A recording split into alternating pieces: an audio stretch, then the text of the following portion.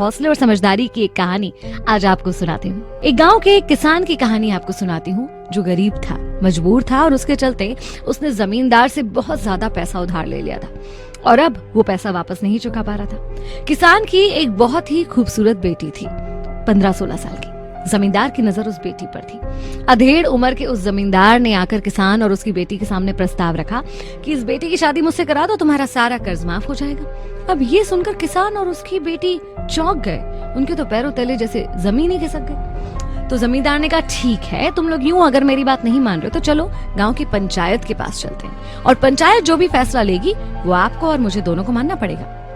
कोई और ऑप्शन था नहीं इनके पास। ये गए पंचायत के पास।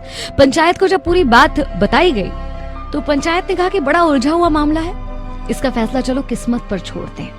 और एक तरीका निकाला गया। जिस जगह पर पंचायत के लोग बैठे थे वहां ढेर सारे पत्थर थे, काले भी और सफेद भी, हजारों पत्थर थे। और कहा कि भाई जमींदार एक थैली में एक काला और एक सफेद पत्थर डालेगा। अब बिटिया के पास 3 ऑप्शन होंगे, 3 विकल्प। पहला ये कि वो पत्थर उठाने से मना कर दे। अगर वो ऐसा करती है तो उसके पिता को जेल भेज दिया जाएगा।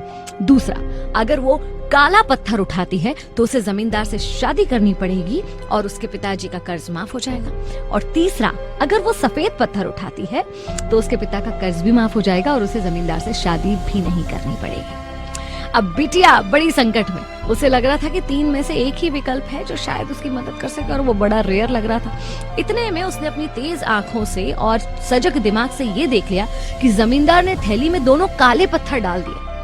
अब तो वो बहुत घबरा गई। क्या ऑप्शन था उसके पास? अगर पत्थर उठाने से मना करती तो पिता को जेल भेज दिया जाएगा और जमींदार की बात सबके सामने उजागर करे तो पता नहीं कैसे स्थिति बन जाएगी। उसने भी पत्थर उठाने का ही निर्णय लिया।